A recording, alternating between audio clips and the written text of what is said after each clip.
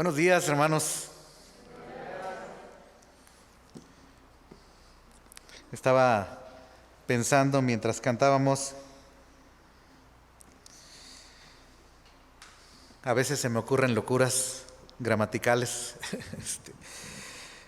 pero estaba pensando que nuestro idioma es uno de los pocos idiomas del mundo que tienen una regla de expresión que se llaman superlativos. No en todos los idiomas existe.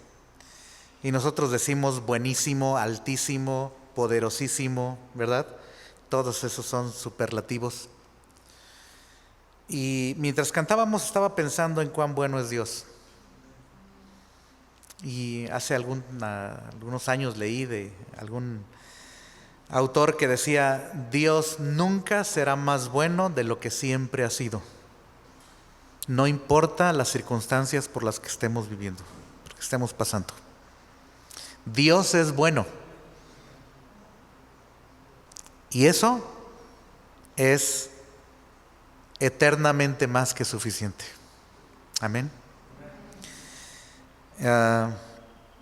Tengo una carta que leerles al final, así que no se vayan. Es una carta de amor, es una carta también de una bendición que una de nuestras hermanas me compartió, y yo le dije que lo pusiera en unos párrafos para poder compartirlo con ustedes. Entonces lo haré al final. Es una sorpresa, es una de esas sorpresas que solo Dios sabe dar. Entonces, no sé, como dijo Marco, no se desconecten. ¿Ok? Los que están allá. Y los que están aquí tampoco se desconecten, ¿eh? Porque también tenemos la tendencia a estar nada más físicamente y lo digo por mí. Lo digo por mí. Ok, entonces manténganse ahí conectados. Vamos a leer la palabra de nuestro Dios. Hoy nos toca leer un pasaje, estudiar un pasaje hermoso. Y otra cosa que tenía para decirles, no quiero olvidarla, me parece importante. Algunos han estado preguntándome en estos días qué pienso del conflicto entre Israel y los palestinos. Y estoy observando, como creo que ha sucedido por muchos años, estoy observando que hay una tendencia de extremismo aún dentro del pueblo de Dios, hermanos. Hoy están publicando algunos hermanos que están orando por Israel, que aman a Israel, que bendicen a Israel, y eso es bueno. El problema es que solo es la mitad. ¿Qué haríamos si tuviéramos a 10 árabes musulmanes aquí con nosotros? ¿Qué haríamos si recibimos de pronto a 10 radicalistas del Hezbollah o de Hamas o de cualquier otro? ¿Qué vamos a hacer, hermanos? ¿Los vamos a odiar? No. Ellos necesitan a Cristo tanto como tú y yo lo necesitábamos antes de venir a Cristo, ¿no es cierto? O sea, Santiago dice que ¿por qué son las guerras?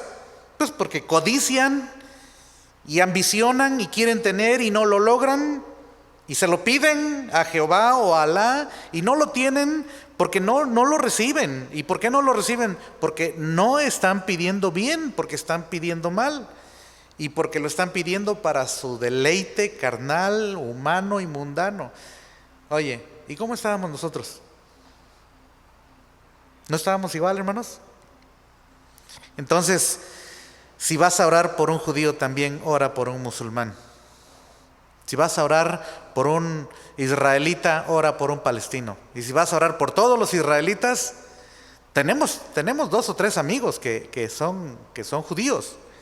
Y uno de ellos fue Leslie, nuestro guía en el 2012 allá en Israel. Y fue extraordinario, Leslie.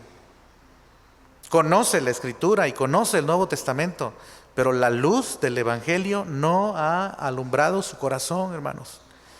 ¿En qué papel, en qué nivel, en qué postura está Leslie. Está en el mismo nivel que cualquier otro ser humano sobre la tierra. ¿O no, hermanos? Dijo el apóstol Pablo que el evangelio ha salido al judío primeramente. Y luego dice, y también, ¿a quién? Al griego. Es interesante, la mayor parte de los textos, bueno, específicamente el texto de Romanos, donde Pablo dice eso, dice al heleno, al helenista. Cuando decimos griego, todavía se escucha así como de cierta categoría, ¿verdad? O sea, sería como decir al judío primeramente y también a los de Yanga. Sí. Entonces, quisiera que si oramos por todos ellos. Porque hay niños judíos sufriendo. ¿Y no hay niños musulmanes o niños árabes sufriendo? Hay que orar por ellos también, hermanos. Ellos necesitan el amor de Dios en Cristo Jesús igual. Amén. Bueno, eso era lo que quería compartir, para de alguna forma compartir una perspectiva que creo que es la perspectiva que el Señor Jesucristo nos dejó. Ir y amar aún a nuestros enemigos. Pero no le puedes pedir a un judío no cristiano que ame a sus enemigos. Él no tiene el amor de Cristo. Tú dices, pero son descendientes de Abraham, hermano. Sí. Nada más que la salvación no es por ser descendiente de Abraham. Pero es que son descendientes de Isaac. Tampoco. No, pero es que si ellos sí son descendientes de Jacob, ¿qué crees? No por ser descendientes de Israel, son todos israelitas. Y de hecho, me temo que los que estamos aquí tenemos alguna ascendencia maya, tolteca, chichimeca, inca, azteca, y no se nos ve nada de judíos. Por lo menos yo no tengo nada. Yo me veo al espejo y soy una mezcla, hermanos. Que parece que tengo aquí la cabeza, la piedra olmeca, ¿sí? Y entre olmeca y chichimeca y no sé. Yo no tengo nada de judío, pero el evangelio también era para mí. Entonces, gracias a Dios por esta bendición del evangelio a todos los hombres, ¿sí? Y al judío primeramente. El judío necesita de Cristo Jesús. Y si no se rinde a Cristo Jesús, irá al infierno igual que cualquier gentil. Esa es la verdad, hermanos. Esa es la verdad de la Escritura. ¿Ok? Por eso se le predicaba a los judíos. Si los judíos tuvieran pase directo al cielo, ¿para qué se les predica el evangelio? ¿No? No tendría chiste. O sea, nada más decirle, ¿eres judío? Sí. Ok. Ya. Nada más te vengo a anunciar que vas derecho al cielo. Pero no, ellos tienen que arrepentirse. Y de hecho, ellos fueron los primeros que rechazaron al Señor. Y después un montón de gentiles también. Pero bueno, quería compartir esto que he traído en mi mente y en mi corazón para compartirlo con ustedes. Y bueno, hoy tenemos un pasaje glorioso, un pasaje hermoso que quiero que leamos en Mateo capítulo 14. Mateo 14, versículo 13 al 20. Perdón, al 21. Mateo 14, 13 al 21. Este pasaje, creo que la mitad de la iglesia, espero poder ilusionarme bien, creo que la mitad de la iglesia, por lo menos la mitad, podríamos casi recitarlo de memoria. Digo, con ciertos puntos y comas que nos fallaría, pero casi podríamos decirlo de memoria. Es una historia que si creciste en la iglesia, te la sabes, pero de punta a punta. Y si tienes ya un buen tiempo en la iglesia, bueno, seguramente has escuchado de la alimentación de los 5,000, de cómo el Señor Jesús, pues no quiso que se fueran. Y al contrario le dijo a sus apóstoles, ustedes denles de comer, ¿recuerdan? Y luego mandó que todos se sentaran ahí en la hierba, en grupos de 50 y de 100, y todos comieron y hasta les quedó, ¿se acuerdan? Entonces, esa es la historia, es una historia que no sabemos, pero hay algunos detalles que creo que debemos observar con mucho cuidado. Mateo 13, capítulo 14, versículo 13 hasta el 21. Vamos a leer juntos, hermanos. Dice: oyéndolo Jesús, se apartó de allí en una barca a un lugar desierto y apartado. Y cuando la gente lo oyó, le siguió a pie desde las ciudades. Y saliendo Jesús, vio una gran multitud y tuvo compasión de ellos y sanó a los que de ellos estaban enfermos. Cuando anochecía, se acercaron a él sus discípulos, diciendo: el lugar es desierto y la hora ya pasada. Despide a la multitud para que vayan por las aldeas y compren de comer. Jesús les dijo: no tienen necesidad de irse, dadles vosotros de comer. Y ellos dijeron: no tenemos aquí sino 5 panes y 2 peces. Él les dijo: traédmelos acá. Entonces mandó a la gente recostarse sobre la hierba, y tomando los 5 panes y los 2 peces, y levantando los ojos al cielo, bendijo. Y partió y dio los panes a los discípulos, y los discípulos a la multitud, y comieron todos, y se saciaron, y recogieron lo que sobró de los pedazos, 12 cestas llenas. Y los que comieron fueron como 5,000 hombres, sin contar las mujeres. ¿Y qué dice? Y los niños. Oremos. Padre, te damos muchas gracias, Señor, por tu palabra en esta mañana. Gracias porque tú eres bueno, misericordioso, y has querido traernos hasta aquí en medio de todas las pruebas, las luchas, las aflicciones en nuestra carne, Señor. Y nuestro corazón se goza al saber que tu amor ha sido tan grande, tan sublime, tan eterno, Señor. Como le dijiste a Jeremías. Y Jeremías podía testificar diciendo: Jehová se manifestó a mí hace ya mucho tiempo diciendo: con amor eterno te he amado, por eso te prolongué mi misericordia. Y Padre, ayúdanos a recordar tu amor y tu gracia y tu misericordia en los momentos más difíciles sobre esta tierra, Padre. Tú eres bueno, siempre has sido bueno y siempre lo serás, Señor. Y oramos que nos bendigas con tu palabra. Te lo suplicamos y te lo agradecemos de antemano en Cristo Jesús. Amén. Muy bien, pues esta historia, como digo, es una historia muy conocida, hermanos. El hermano Dan nos compartió un sermón glorioso la semana pasada. No sé cuántos están de acuerdo conmigo, pero digo, no digo que el hermano Dan sepa elaborar sermones gloriosos. Lo que quiero decir es que Dios le dio un sermón glorioso. Amén. Bien. Ahora, no fue un sermón de alegría, no fue una fiesta de esas de un ágape. No, el pasaje era realmente escalofriante. No sé si ustedes lo vivieron o si pensaste algo parecido a lo que yo pensé hace 8 días. Mientras estábamos leyendo el pasaje hace 8 días, cuando el hermano nos estaba guiando en la lectura, yo dije: ¿qué sermón va a salir de este pasaje?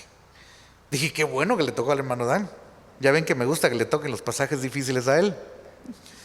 Yo dije esto está tan terrible. Y como decía bien el hermano Dan, no es un sermón, no es una parábola, no es una enseñanza como el Sermón del Monte. Es un episodio que Mateo de pronto toma, lo presenta y lo hace brillar frente a nosotros. Sin embargo, es un episodio de tragedia, hermanos. Herodes, uno de los hijos de Herodes el Grande, es un sanguinario, es un perverso. Y hay tantas cosas que dice la historia o la tradición acerca de estos Herodes, en particular de este. Pero lo que dice la Escritura es que él fue el responsable de que a Juan el Bautista le cortaran la cabeza. Entonces, pero veíamos la gloria de Dios en la vida de Juan el Bautista, ¿verdad? Y eso nos trajo, o sea, tú dices, ese es mi hermano. Ese es Juan el Bautista, es mi hermano. Sí, ese que ves allá, ardiendo como una antorcha, alumbrando y la gente queriendo regocijarse en él, ese es mi hermano Juan el Bautista. Sí. Y veíamos la gloria de Dios en este pasaje hermoso. Pues bien, el Señor Jesús se enteró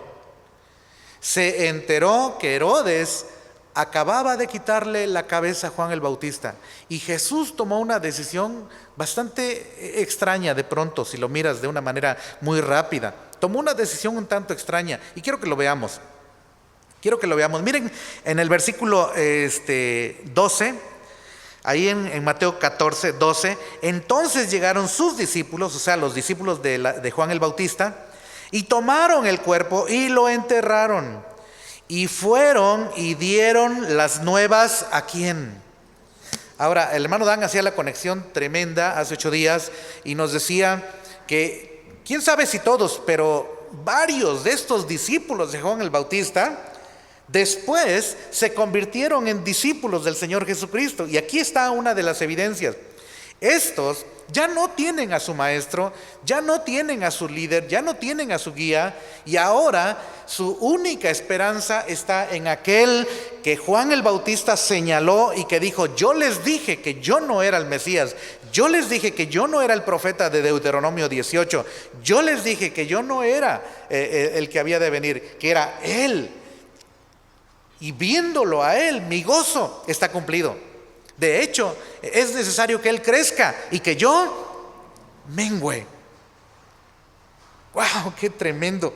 Entonces, al estar estudiando este pasaje, yo me hice una pregunta y tengo 4 puntos que compartirles. No son muchos, solo son 4 puntitos. Bueno, cada puntito tiene como 10. No, no es cierto, no son tantos. ¿Mande? 10 páginas. Ok, mi primer punto es: ¿por qué se apartó Jesús a un lugar desierto? Mi segundo punto es: algunos detalles alrededor del episodio de la alimentación de los 5,000. Mi tercer punto es: algunas lecciones de aprendizaje rápido. Quería ponerle algunas lecciones rápidas de aprendizaje. Pero bueno, quién sabe si el orden de los factores altera el producto en este caso. Pero mi cuarto punto, y esto es para quienes tienen la tentación de querer desconectarse antes de terminar el sermón, Mark, mi cuarto punto es: un gran detalle antes de terminar. ¿De acuerdo? O sea que estamos aquí dejando el mejor vino para el final. ¿Estás listo, Isaí? Perfecto, te vi así como, ay, ¿por qué lo dejas hasta el final?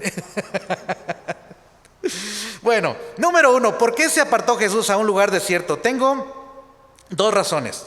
La primera razón es porque escuchó que Herodes había decapitado a Juan el Bautista. Miren lo que dice en el versículo 13. Dice: oyéndolo Jesús, ¿qué hizo? Se apartó de allí en una barca a un lugar desierto. ¿Y qué más? Y apartado. Ahora, cualquiera hubiera dicho: pues esto es de Jesús. A Jesús le dio miedo. Seguramente cuando vio que a Juan el Bautista le cortó la cabeza a Herodes, dijo: me la podría cortar a mí, mejor me voy a alejar de Herodes. ¿Tú crees que Jesús haya pensado así? Nada más échale una lectura a los evangelios, y especialmente ese momento cuando Jesús está frente a Pilato. ¿Sabes qué? Pilato tiene detrás de él todo el emporio romano. Herodes tiene un poder local, un poder regional limitado, sujeto a la autoridad de Roma. O sea, Herodes es un vividor. Pilato es un comisionado de Roma. Y cuando Jesús está hablando con Pilato, no, hombre, ese episodio a mí me fascina. ¿Sabes por qué? ¿Sabes quién dominó la conversación entre Jesús y Pilato? ¿Quién esperarías que dominara la conversación? Oye, aquí tienes a Jesús, toda la noche lo han estado azotando. Ya le clavaron una corona de espinas en su cabeza, en su cuero cabelludo. Su rostro probablemente está con la sangre seca y escurrida aquí en su rostro. Probablemente amoratado, inflamado por los golpes. O sea, tienes a un hombre devastado, tienes a un hombre débil físicamente y emocionalmente, ni se diga. Bueno, este no es cualquier hombre, este es Jesús de Nazaret. Y él puede estar platicando con Pilato. Y cuando Pilato, pobre Pilato, aprovechó para tomar un curso sobre filosofía, ¿qué es la verdad? Le dijo, ¿qué es la verdad? Explícamela. Y Jesús le dice, casi puedo estar ahí en la conversación, diciéndole, Pilato, no sabes ni lo que estás haciendo. Por eso, pero dime de tu reino, ¿de veras eres rey? Pilato, me ahorraste saliva, tú lo acabas de decir, mi reino. Sí, pero mi reino no es de este mundo. Si mi reino fuera de este mundo, estarías hecho trizas, Pilato. Y luego la esposa está teniendo pesadillas allá en la recámara.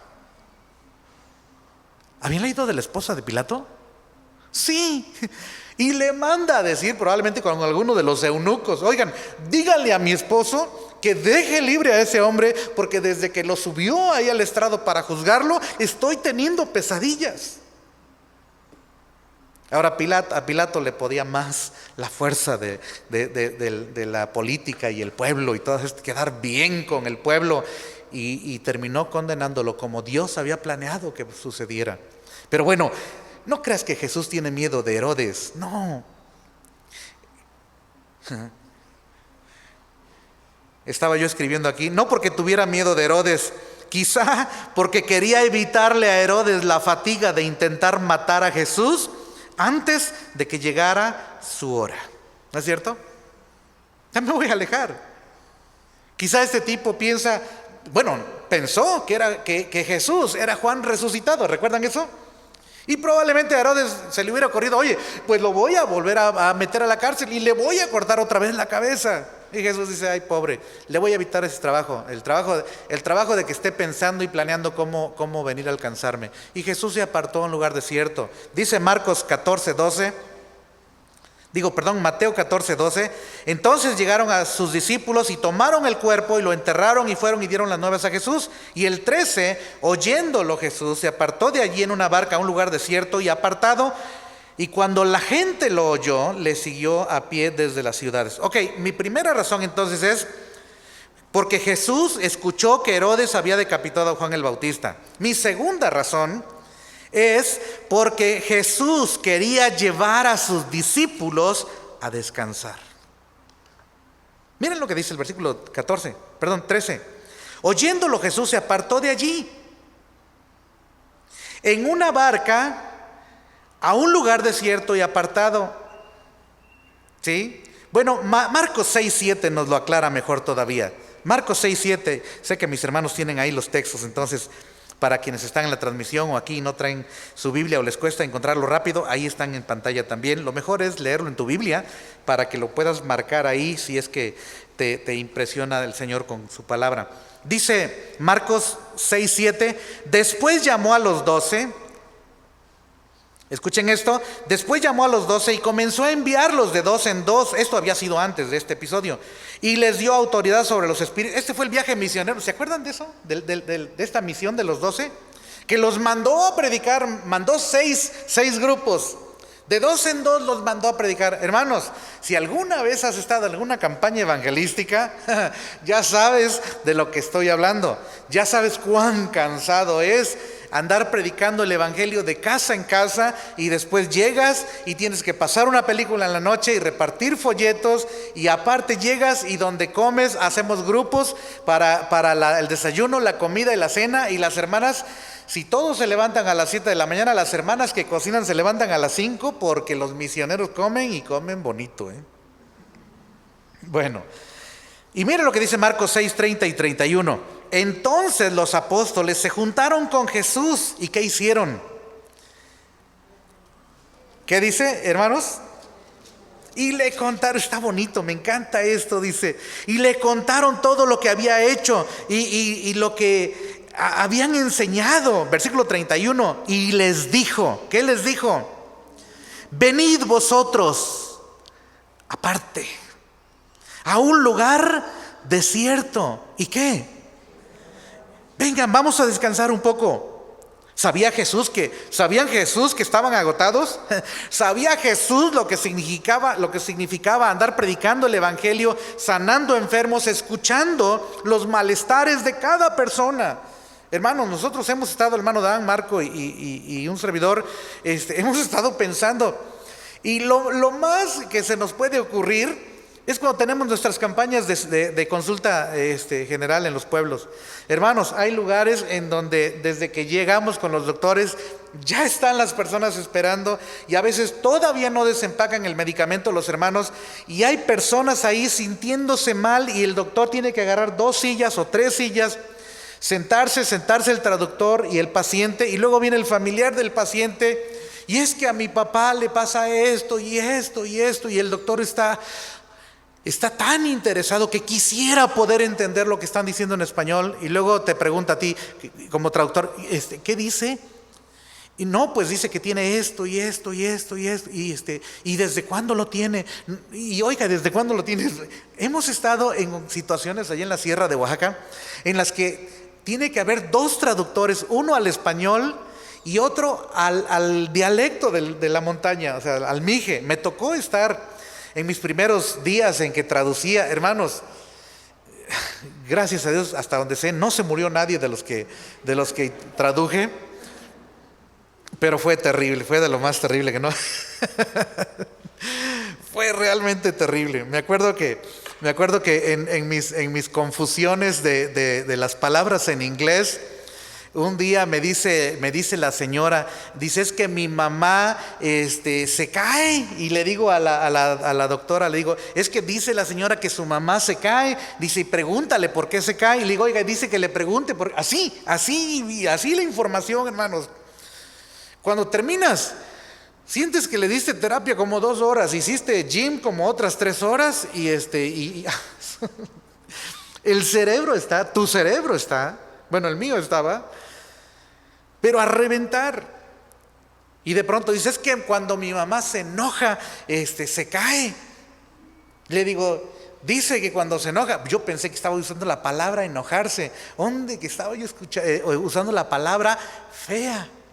Digo, dice que cuando está fea se cae. Dice la doctora, ¿fea? ¿Ugly? Digo, sí. When she's ugly, she falls. Ugly. La doctora estaba que no podía, o sea, nunca había escuchado un diagnóstico así. Hasta que nos ponemos a buscar en el diccionario, y no era ugly, era ¿qué? Angry. ¿Notaron la diferencia entre angry y ugly? Bueno, sí, ahorita sí, ¿verdad?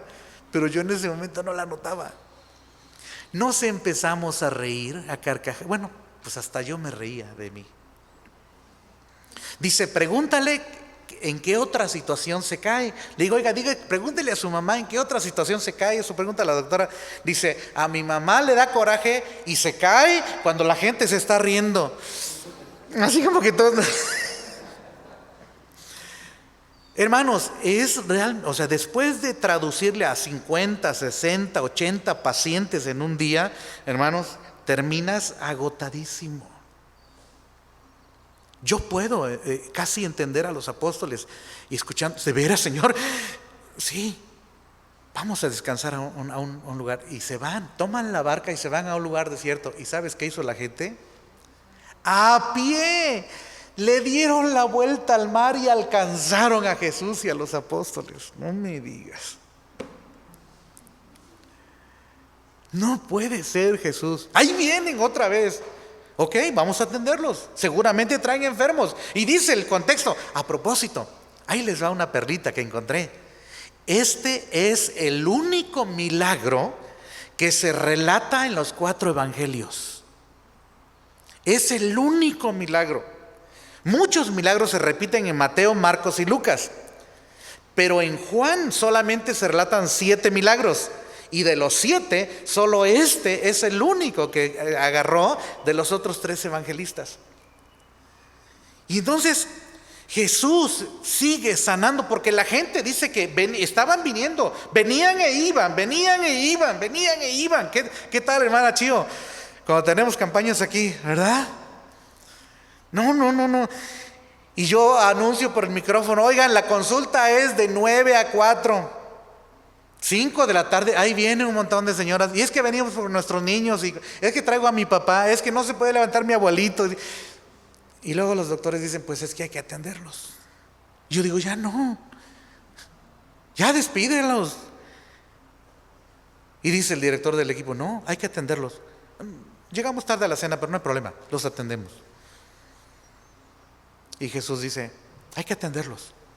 Y de pronto casi puedo imaginar a Felipe o a alguno de los apóstoles diciendo: Señor, está a punto de oscurecer, la gente tiene que irse a su casa, ya despídelos, diles que ya se cerraron las consultas, que ya no tenemos más medicamento. Bueno, eso decimos nosotros acá, ¿verdad? Que ya no hay más consultas, que se vayan a buscar de la comida, porque no han comido la gente. Y Jesús dice: no se tienen que ir, no tienen que ir a buscar de comer. Entonces, ¿qué vas a hacer? Jesús dice: ustedes pueden darles de comer.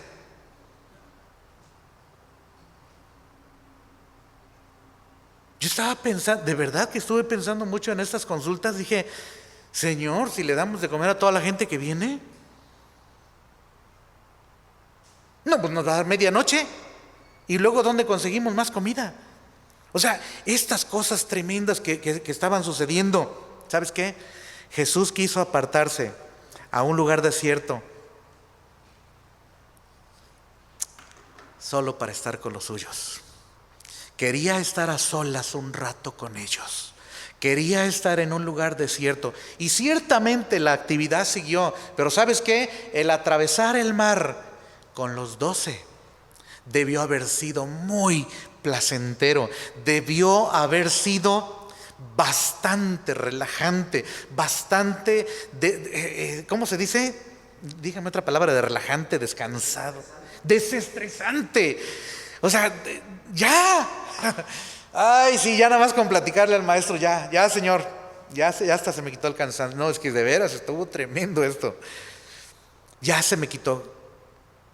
Bueno, pues ¿qué nos vamos a comer? Unas carnitas, señor, ahorita que lleguemos ahí, un asadito. ¿Cómo ves, Renata? Cordero a las brasas, un guacamolito, señor. ¿Cómo ves? Unas tortitas de harina, de entrada, pues unos higos, ¿verdad? O unos dátiles. Tenemos dátiles buenos, y dice el maestro: hay gente esperándonos para seguir trabajando. Qué increíble. Entonces, mis 2 razones fueron estas. Número 1, porque Jesús escuchó que Juan el Bautista había sido decapitado. Y número 2, porque Jesús quería llevar a sus discípulos a descansar después de un viaje misionero intenso. Ese es mi primer punto. ¿Por qué se fue a un lugar aparte? Ahí están mis razones. Número 2, algunos detalles alrededor del episodio. Y es que tuve que leer los otros relatos. Pero, por ejemplo, el relato del Evangelio de Juan. Bueno, los discípulos, en prácticamente todos los relatos, los discípulos le pidieron a Jesús que despidiera a la gente. O sea, ellos pensaban que era una jornada, pues como a veces trabajamos con las personas del DIF, ¿verdad? De los DIF municipales, ¿sí? Y ya los señores del DIF dicen: Señor, ya se terminó la hora de trabajo, ya pueden despedir a las personas. Y tú dices: espérame, es que le estuve compartiendo de Cristo a una persona y todavía no ha pasado. Necesito terminar de compartirle de Cristo. Y dices: vamos a pasar otros poquitos más. Sí, pero la hora ya se fue, ¿ya viste? Y parece que los apóstoles están pensando en esos términos. Otro detalle. Jesús les dijo: no tienen necesidad de irse. O sea, ellos no necesitan irse. ¿Por qué? Porque ustedes pueden darles de comer. Y casi puedo ver a Pedro diciendo, espérame Señor, ¿qué dijiste? Sí, Pedro, que te organices con los 12 porque ustedes les van a dar de comer ahorita. Dice Felipe, allá en Juan 6, dice, Señor, haciendo cuentas, como 200 denarios de pan no nos alcanzaría para darle de comer a esta multitud. ¿Saben qué tanto era 200 denarios?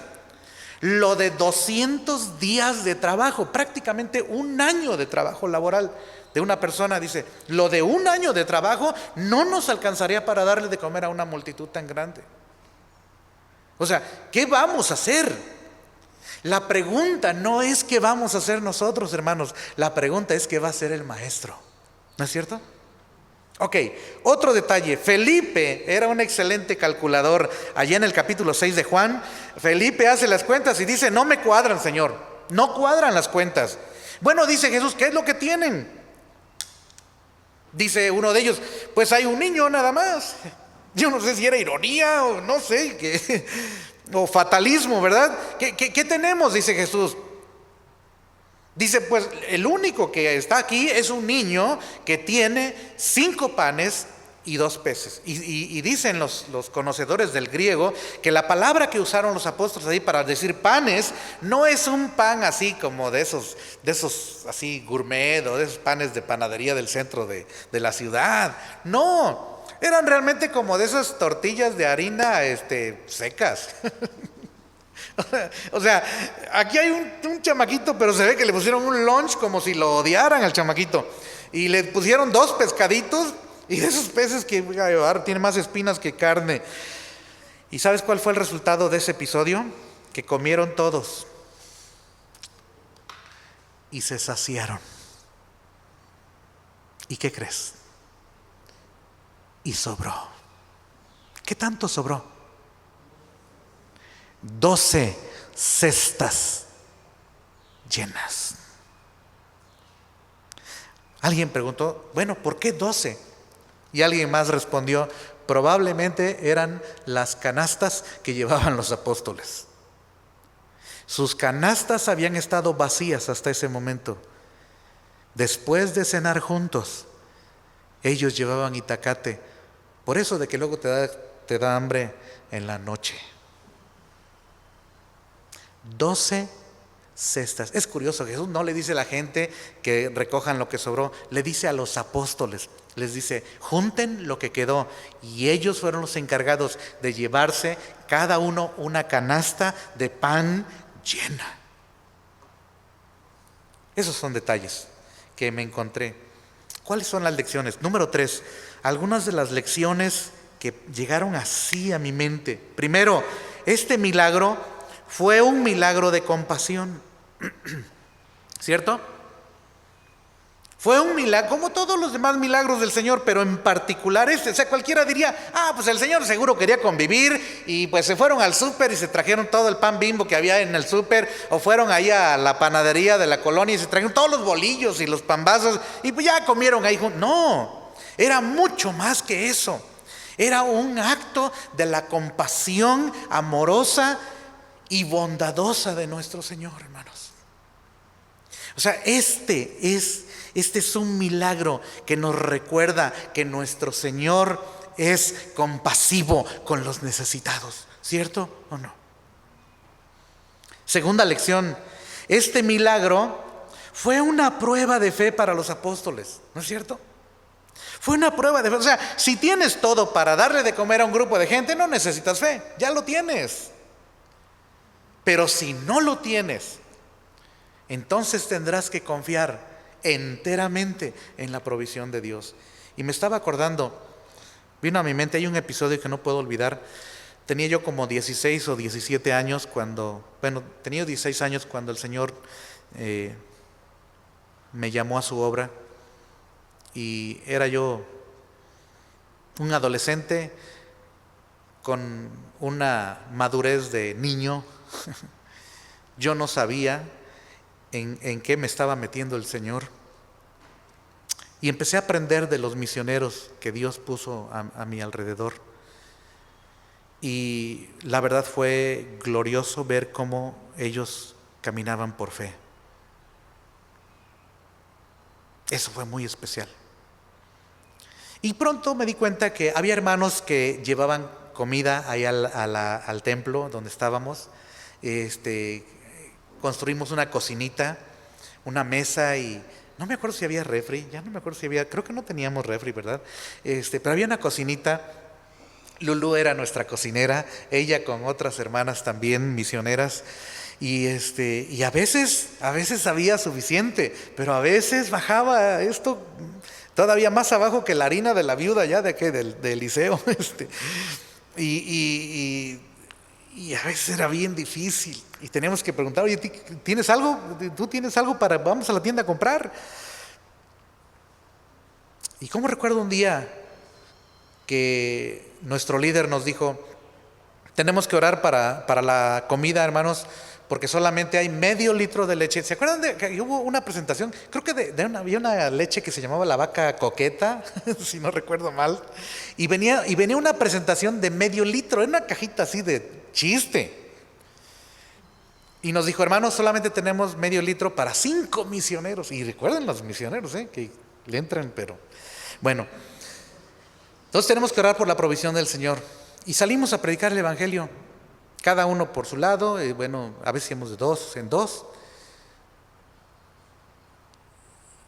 Y a mí se me olvidó. Pues yo como adolescente, yo llegaba, yo pensé que iba a haber comida. Y siempre había comida. Pero ese día, recuerdo que nuestra mesa donde comíamos era una mesa redonda, pintada de blanco.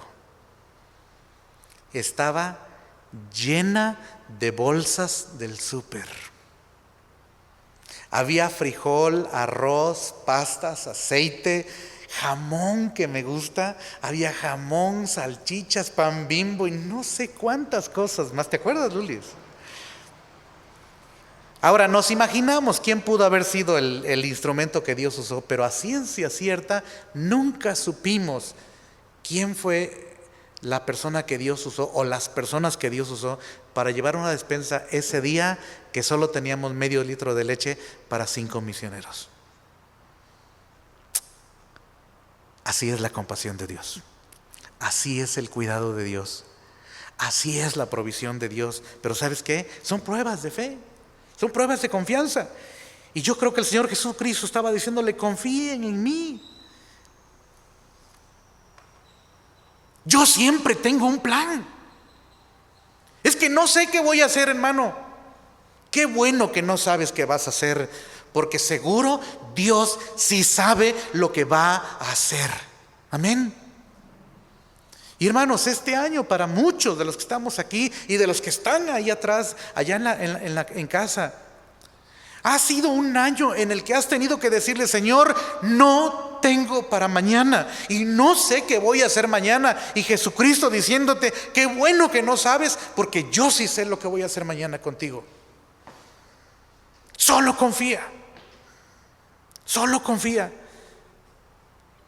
¿Y qué tal el niño? Oye, chico, dice Jesús que si le das tus 5 panecitos y tus 2 pescaditos,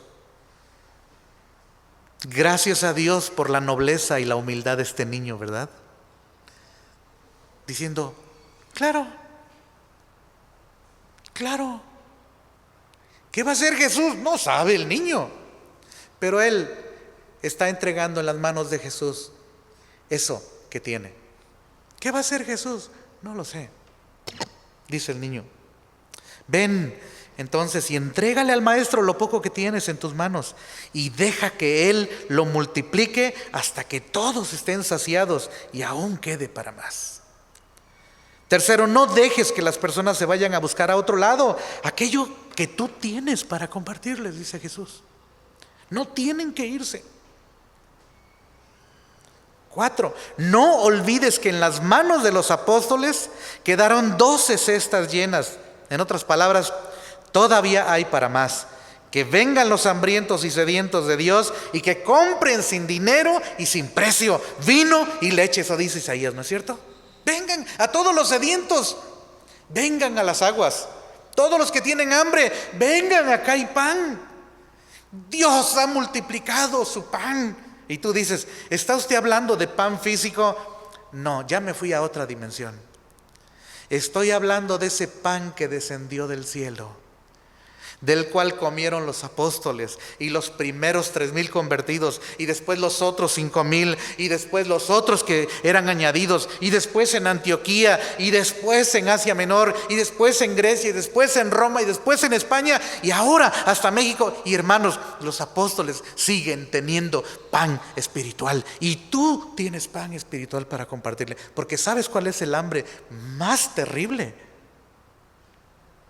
La del alma. ¿No es cierto?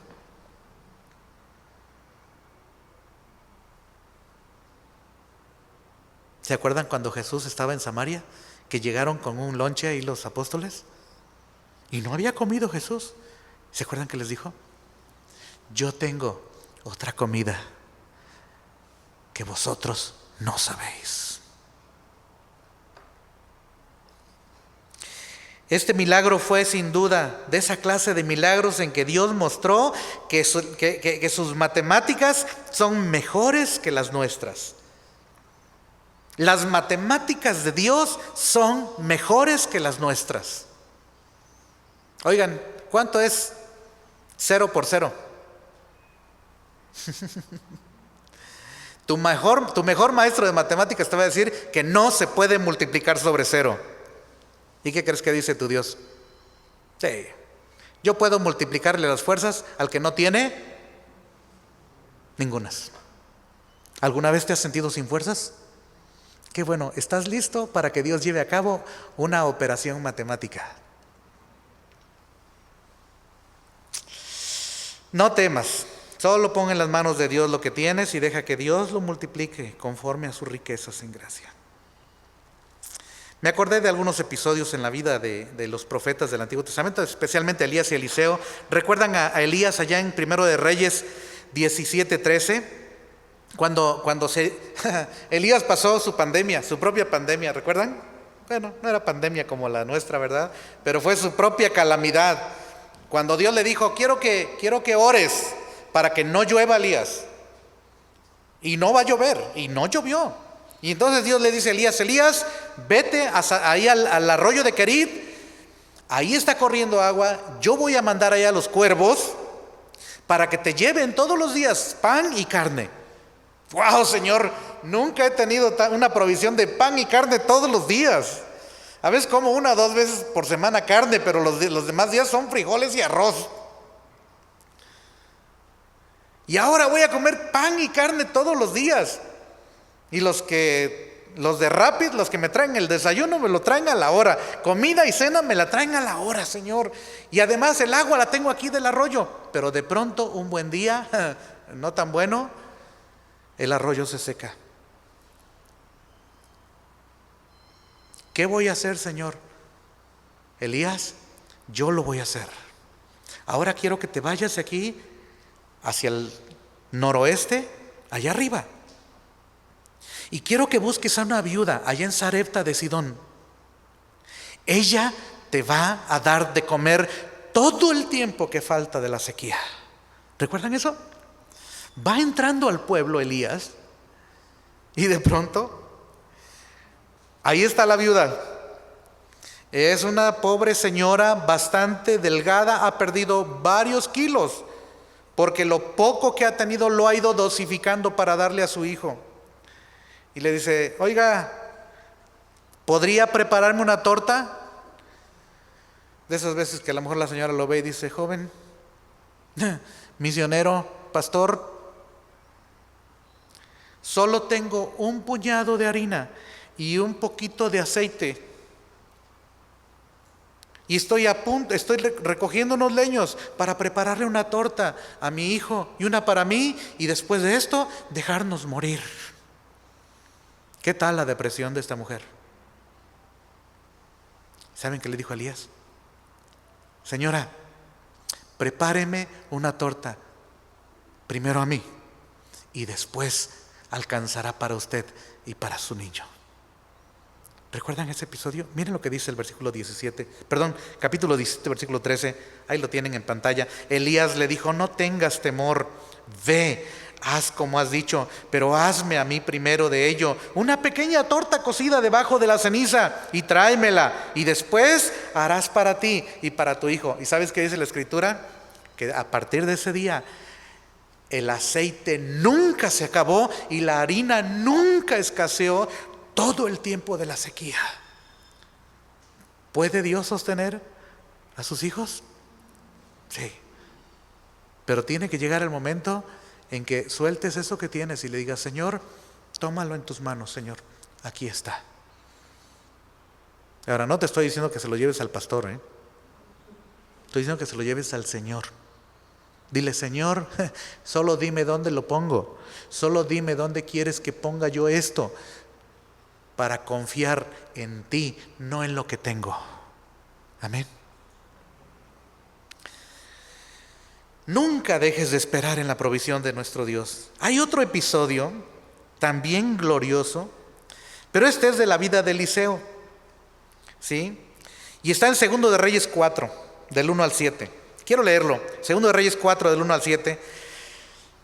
Dice: una mujer de las mujeres de los hijos de los profetas clamó a Eliseo diciendo, este es otro caso triste, hermanos. Aquí se había muerto el misionero y se había quedado viuda la esposa del misionero con sus hijos.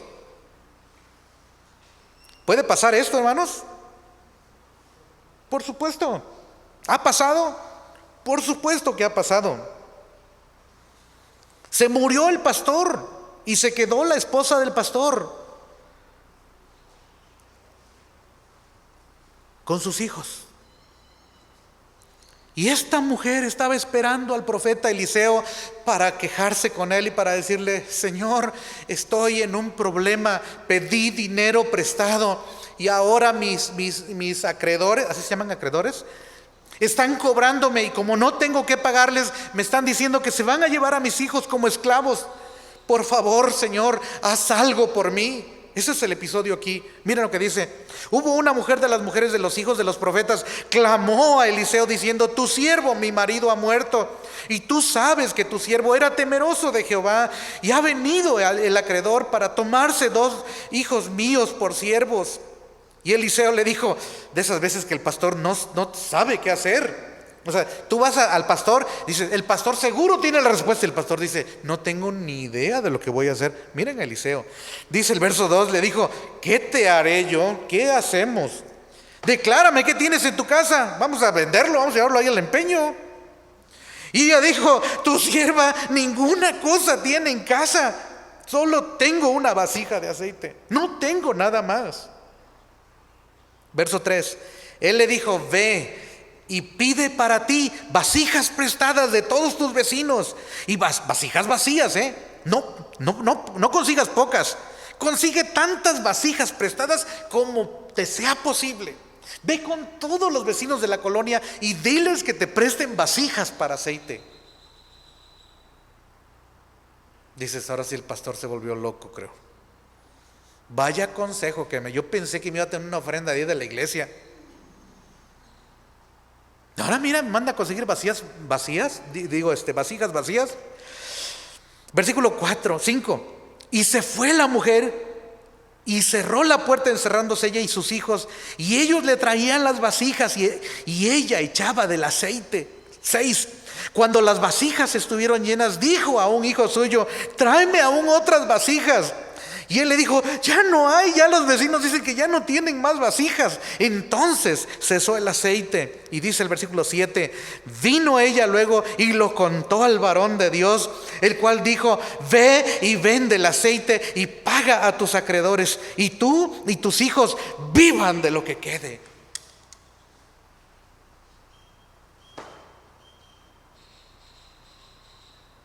Casi puedo imaginar a la mujer con su vasija, echándole a las vasijas vacías: ya se está llenando, quita esa, pon la otra vacía. Y la mujer agarrando la vasija y saliendo aceite. Oye, he platicado con algunos de ustedes y textualmente me han dicho: hermano, no sé cómo fue que Dios me sostuvo este año. No sé de dónde salió. Dios siempre tiene una vasija que nunca se va a vaciar. Amén. Confía en Él. Dios siempre hará milagros en tu mesa. Capítulo 4, ahí en Segundo de Reyes 4. Casi me quedo ahí en Segundo de Reyes. Está hermoso este otro pasaje. También es de misioneros, Estas historias son de misioneros, Las historias de misioneros, hermanos. Si no te ha tocado vivir, pues vente con nosotros un tiempecito. Y vas a ver cómo se viven las historias. De pronto pasa lo que pasó en el versículo 38 al 41. Dice que uno de los profetas fue a buscar, ya casi puedo imaginar, fue a buscar quelites o hierbamoras al campo. Pobre, creo que era de ciudad, no sabía la diferencia entre una hierba y otra. Y agarra un montón de hierbas y se las trae y dice, esto les voy a hervir a los misioneros ahí. Y lo echa, resulta que eran calabazas silvestres y de esas amargas.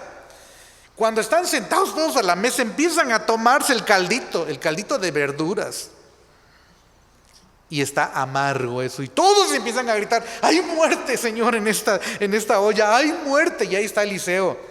Y Eliseo, Dios le usó para hacer un milagro y que no se murieran. Pero después de eso, mira lo que pasó en el verso 42. Dice, vino entonces un hombre de Baal Salisa, no sé dónde es Baal Salisa, el cual trajo al varón de Dios. ¿Qué le trajo? Panes de primicias. Hizo pan, era panadero este hombre.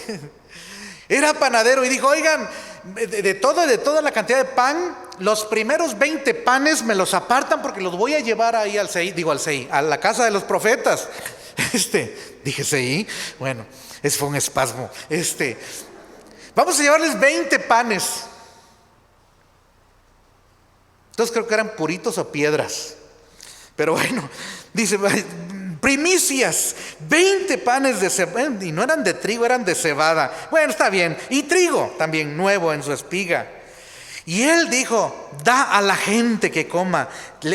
Así de esas veces que da, me ha tocado, hermanos, son muy amorosos y de pronto llevan como medio kilito de jamón y dicen, hermano, le traigo a los misioneros del CEI medio kilo. Y dije, ay, Señor, pero ni de a medio taco de jamón les va a tocar aquí a estos que comen bien. Bueno, así pobre no tenía, era pésimo matemático. Dice el versículo, ¿dónde me quedé? 43. Y respondió su sirviente, ¿cómo pondré esto delante de 100 hombres? Y que comen como mexicanos. Pero él volvió a decir, da a la gente para que coma. No te preocupes, porque así ha dicho Jehová. Comerán. ¿Y qué dice? Y sobrará. ¿Se dieron cuenta de la similitud? Comieron, se saciaron y sobró. 44. Entonces lo puso delante de ellos y comieron y les sobró, conforme a la palabra de Jehová. Ok. Entonces este es un milagro extraordinario. Jesucristo probablemente está recordándoles que cuando Dios provee. La bendición de Jehová, dice el Proverbios, es la que enriquece y no añade tristeza con ella, hermanos. Gracias a Dios por su provisión. Bueno, algunas veces Dios te va a proveer de su gracia, como dijo, no me acuerdo qué misionero ahorita, no me acuerdo. No sé si fue Guillermo Carey o algún otro, que dijo que estaba en un país de estos de allá de Oriente en una situación terrible y había ido a Estados Unidos y le mandaban $300 mensuales y con eso él sobrevivía los 30 días del mes. Cada mes le mandaban $300. Y creo que fue en la India, si no estoy mal. Y un día este misionero Le dijeron a él que había uno de los contactos que estaba teniendo para compartir el evangelio, se había enfermado y estaba en el hospital. Y entonces el misionero fue, pasó y cobró el dinero que le habían mandado de su mes la iglesia, y se fue al hospital a visitar al enfermo y estuvo con él y le dijo: voy a orar por ti. Y ¿cómo estás? Dijo: no, dice el familiar, pues es que está muy mal y necesita una operación. El doctor dijo que si no se le hace esta operación va a morir. Creo que era la esposa: va a morir mi marido si no se le hace esta operación, y la operación cuesta $300 y no tenemos $300. Y dice el misionero, cuenta en su biografía que dijo: yo sentí que Dios me decía: ya están esos $300 para la cirugía de este hombre. Y yo dije: Señor, pues provéeselos, porque de verdad necesita 300, lo mismo que yo necesito para el mes. Provéeselos, Señor. Pues voy a orar por usted, que se los provea Dios. Salió del hospital y se fue rumbo a su casa. Dice: y mientras más me acercaba a mi casa, más sentía la presión de regresarme. Sentía que Dios me estaba diciendo: tú llevas en tu cartera $300, lo que cuesta la cirugía. Y yo le decía: Señor, pero son los $300 con los que yo voy a comer. Y Dios le decía: esos $300 son los $300 para la cirugía de este hombre al que le estás predicando de mi amor. Y no aguanté llegar a mi casa, dice, y regresé. Subí al cuarto del hospital y agarré el sobre y le dije: señora, Dios me envió con estos $300. Dios ya tenía los $300 para la cirugía. Dice: ellos me abrazaron y dijeron que querían escuchar más de mi Dios. Regresé a mi casa, dice, esperando que Dios me proveyera otros $300. Y pasó un día y no me proveyó $300. Y pasaron 2 días y no llegó nada. Y pasaron 3 días y no llegó nada. Dice: no llegaban los dólares, pero Dios me dio de su gracia para poder ayunar mientras llegaba su provisión. Y al 4.º día llegaron vecinos con comida y me dijeron: sabemos que usted dio esos $300 con los que usted come. Nosotros le vamos a dar de comer durante el mes. Algunas veces Dios no te da $300, pero te dará de su gracia. Y eso es mucho, mucho, mucho mejor. Amén. Ok. Ahora sí, mi cuarto punto es un gran detalle. ¿Ya están listos? Ahora sí va a empezar el sermón ya, hermanos. Ya, porque ya los veo que han estado descansando bastante. Ok. Este detalle está interesante. Miren, primero quiero comentarles esto. El escenario mismo del episodio. O sea, en todo volvemos a Mateo 14, y como digo, tendríamos que revisar los 4 relatos. Usted ojalá lo puedas leer cuando regreses a casa. Pero mira el escenario. En Juan 6:4, vamos a ver Juan 6:4, por favor. Juan capítulo 6, versículo 4. También vamos a ver Marcos 6:31, pero primero Juan 6:4.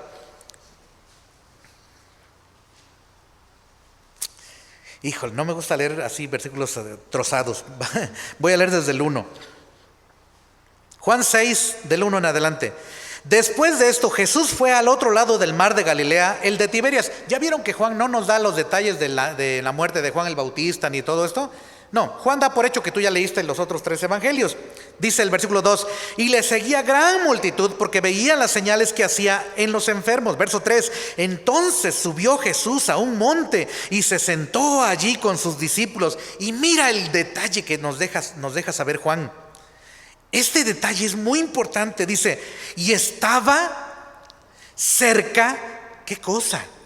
La Pascua, la fiesta de los judíos. Y lo que sigue es el relato del milagro de la conversión de los panes y los peces a una multitud. Pero este detalle me llamó mucho la atención. Dice: hermanos de la cumbre, yo quiero que sepan esto. Quiero que sepan que este episodio, que este evento sucedió justo cuando estaba acercándose la Pascua. Dices: ¿y eso qué tiene que ver? Bueno, Marcos nos va a dar otro detalle. Marcos 6:31. Vamos a verlo. Ahora sí los veo que ya están queriendo despertar, hermanos. Marcos 6, 30 y 31. Marcos 6, 30 y 31. ¿Ya le encontraron? Dice: entonces los apóstoles se juntaron con Jesús y le contaron todo lo que había hecho y lo que habían enseñado. Él les dijo: venid vosotros aparte. ¿A dónde? A un lugar desierto. A ver, vamos a tratar de unir cabos. ¿Te dice algo Pascua? ¿Desierto? Empieza tu mente a trabajar. La Pascua, luego el desierto, ¿sí? Y fue justo allí donde Dios les dio de comer. Algo así como maná del cielo. ¿Recuerdan eso, hermanos? Sí, están haciendo el match. Ahí O sea, a mí me empezó a llamar la atención esto. La Pascua en Egipto. Saliendo de Egipto, el desierto. Y en el desierto, pan del cielo todos los días. Agua viva todos los días. Y fue justo allí donde Dios le dio de comer allá a un pueblo de casi 1,5 millones de personas. Y acá a un pueblo de 5,000 hombres, sin contar a sus mujeres y a sus niños. Oigan, un grupo de 5,000 hombres, sin contar mujeres y niños, es un municipio aquí, ¿cierto o no? Es un pueblo. Y lo mejor de todo es que quien estaba con ellos, ya alguien había dicho que Él era el Cordero de Dios, que quita el pecado del mundo. Ahora tú dices: no, hombre, ahora sí ¿de qué comió anoche? ¿De qué hamburguesa se comió? No. El escenario perfecto para la enseñanza más grande del universo. Pareciera como que aquí hay un nuevo Moisés.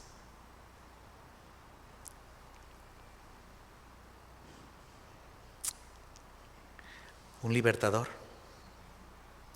Alguien que no necesita que vuelvas a Egipto por carne, por ajos y por puerros. Alguien que puede sostenerte en este desierto por el que vamos en este mundo. ¿Sí? ¿Empiezan a agarrar conmigo esto? Oigan, ¿qué hizo Moisés en el Sinaí con el pueblo? Hizo Dios, ¿verdad? A través de Moisés. ¿Qué era Moisés? Pues era el mediador, ¿no es cierto? Dios haciendo un pacto con el pueblo. En el Sinaí, el mediador es Moisés. ¿Sabes qué va a pasar al final de algunas semanas? Porque todo parece indicar que esta Pascua de la que Juan nos dice era la tercera Pascua. Y aquí los autores no están de acuerdo si era la tercera y si entonces Jesús murió en la cuarta Pascua. Pero hay una cosa que es cierta. Jesucristo va a tener una última cena con sus discípulos y en esa cena va a establecer otro pacto con ellos, ¿cierto o no? ¿Saben cómo se llama ese otro pacto? Es un nuevo pacto. ¿Recuerdan Jeremías 31:31? Vienen días, dice Jehová, en que estableceré con la casa de Israel y con la casa de Judá un nuevo pacto. Y este pacto no será como el del Sinaí, no será un pacto condicionado a su obediencia. Este pacto será incondicional para ti. De hecho, tú no eres una de las partes del pacto, de las partes de la transacción. En realidad tú eres un beneficiario en ese pacto, ¿no es cierto? ¿Quién llevó a cabo ese pacto? El Señor Jesucristo con el Padre Celestial, y tú eres el beneficiario. Tú eres el que recibe los beneficios de este nuevo pacto. Un nuevo pueblo va a empezar. Una nueva ley se va a establecer. ¿Dónde? ¿En piedras, hermano? No. Ahora Dios la va a establecer en tu corazón para que la ames. Y la va a poner en tu mente para que nunca se te olvide. Es lo que dice Jeremías 31, 31 al 34. ¿Y sabes qué es lo mejor? Dice Dios: y ninguno enseñará a su compañero diciendo: conoce al Señor. ¿Por qué? Porque todos me conocerán. Todos me conocerán de una manera personal. Y esa es la manera que Dios quiere que tú le conozcas y yo le conozca, de una manera personal.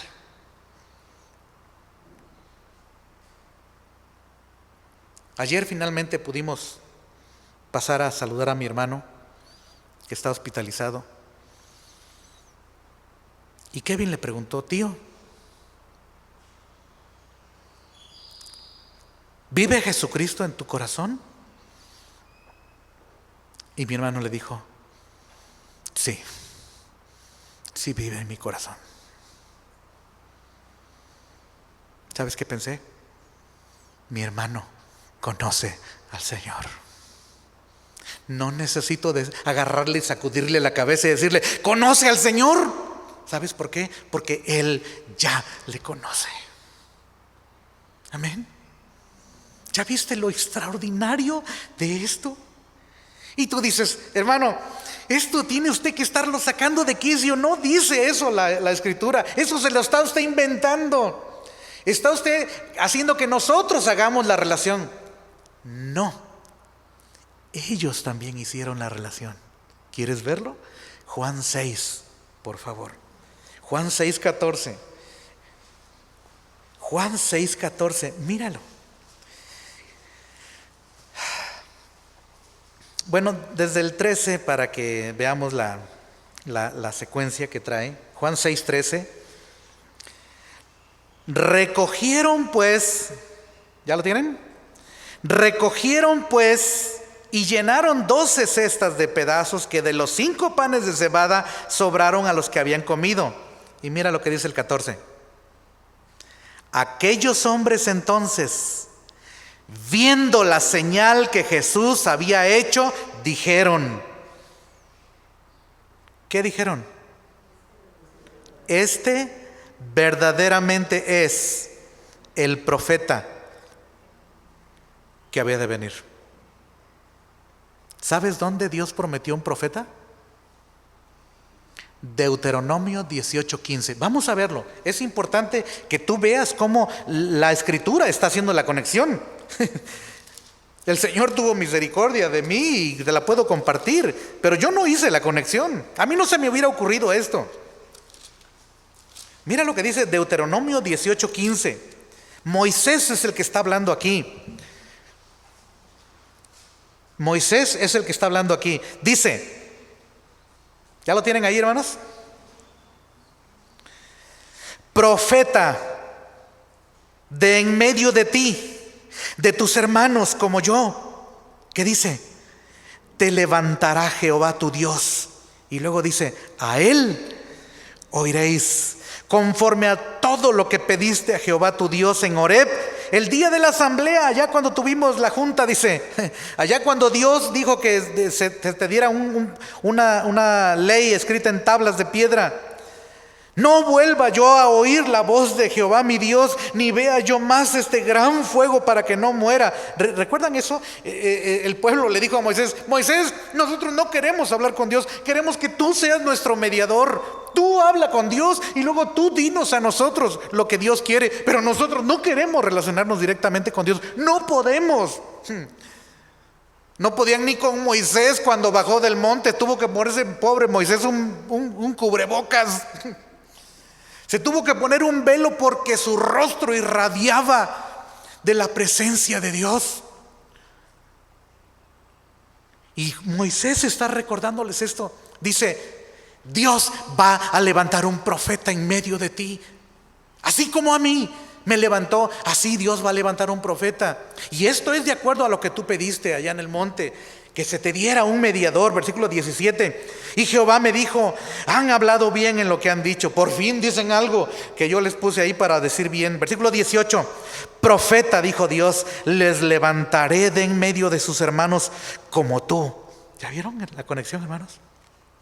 Y pondré mis palabras en su boca y él les hablará todo lo que yo le mandaré. ¿Viste la conexión?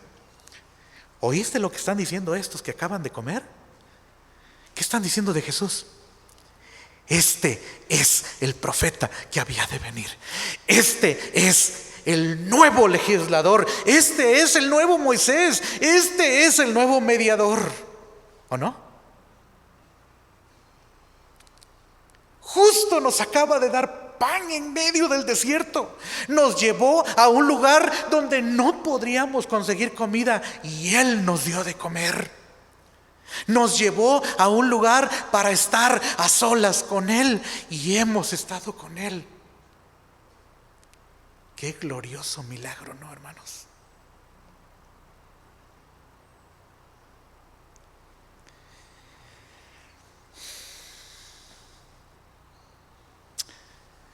Estaba pensando en un versículo clave de todo el Evangelio de Juan. Bueno, hay quienes dicen que es Juan 20, 30 y 31, ¿verdad? Pero hay un versículo como que es el común, como que es el denominador, ¿sí? El común denominador de todo lo que Juan va a decir en su Evangelio. ¿Sabes cuál es ese versículo? Juan 1:11. A lo suyo vino y los suyos no le recibieron. O sea, lo que Juan está diciendo es: te voy a contar algunas historias de todas las señales que Jesús hizo y aún así no le recibieron. Oigan, a propósito, ahí en Juan 6:15 dice que vamos a ver 6:15, por favor. Volvemos discúlpenme, me faltó el 15. Dice Juan 6:15, pero entendiendo Jesús que iban a venir para apoderarse de él y hacerle ¿qué? Y hacerle rey, volvió a retirarse al monte solo. No era el momento para que él fuera proclamado rey. 1. Y 2, no son los hombres los que proclaman rey a Jesús. Es el Padre Celestial el que ha proclamado a su Hijo Rey. Amén. Es que tienes que declarar a Jesús como el Rey. Ya te ganó el Padre Celestial. El Padre ya le ha declarado como Rey. ¿Sabes lo que tú y yo tenemos que hacer? Someternos a ese Rey. Mira, Jesús nunca le mintió a los judíos. Les dijo quién era. Les mostró con sus milagros quién era. Es más, hasta les preguntó un día: ¿qué dicen los hombres que es el Hijo del Hombre? Y aún así le rechazaron. Los judíos del tiempo de Moisés hicieron lo mismo. Moisés les enseñó quién era Jehová. Les mostró con milagros que Jehová los había sacado de la esclavitud de Egipto. Y ellos dijeron: seguro Jehová nos sacó de Egipto para matarnos en este desierto. ¿Alguna vez ha pasado por tu mente: es que no sé si quiero seguir en la vida cristiana? No, la vida cristiana es muy dura. Sí es dura. Pero ¿sabes qué? Es mucho más duro estar bajo el yugo de Satanás. Esta semana que pasó, estaba compartiendo en uno de los funerales un pasaje de Juan 11, cuando el Señor Jesús resucitó, iba a resucitar a Lázaro, que Marta, ¿se acuerdan de Marta, su hermana? Que salió y le reclamó al Señor: si hubieses estado aquí, mi hermano no habría muerto. Y Jesús le dijo: yo soy la resurrección y la vida. El que cree en mí, aunque esté muerto, vivirá. Y todo aquel que vive y cree en mí no morirá eternamente. ¿Y sabes qué le preguntó? Le dijo: ¿crees esto? Y Marta dijo: sí, Señor, yo he creído que tú eres el Cristo, el Hijo de Dios que ha venido al mundo. Van a la tumba y están frente a la tumba ¿Cuántos días tiene de sepultado Lázaro ahí? 4 días. Y Jesús dice, quiten la piedra de la tumba. Y Marta dice, Señor, no, Señor, ya está podrido el cuerpo de mi hermano, ya hiede. Y Jesús se regresa y dice, Marta, ¿qué no te acabo de decir que si crees verás la gloria de Dios? Eso me llegó mucho. ¿Sabes por qué? Porque los seguidores de Santo Tomás dicen, hasta no ver, no creer. ¿Sabes qué dice Cristo? Hasta no creer, no verás. Tendrás que confiar en Él. Y cuando pongas tu confianza en Él, entonces los cielos se van a abrir. Y vas a ver a los mismos ángeles de Dios cómo suben y descienden sobre el Hijo del Hombre. Amén. Hermanos, este fue más que un milagro de comida. Fue una de las manifestaciones más gloriosas de que el Rey ya estaba ahí. Tú nunca lo podrás declarar rey, pero sí tendrás que someterte a Él. El Padre ya le declaró. El Padre ya le exaltó hasta lo sumo. Él es el otro Moisés. Él es el Cordero. Él es el que puede llevar a su pueblo por el desierto y sustentar a sus hijos en medio de la calamidad. Amén. ¿Puedes confiar en este Rey? ¿Puedes confiar en Jehová Rafa, Jehová tu sanador? ¿Puedes confiar en Jehová Jireh, Jehová tu proveedor?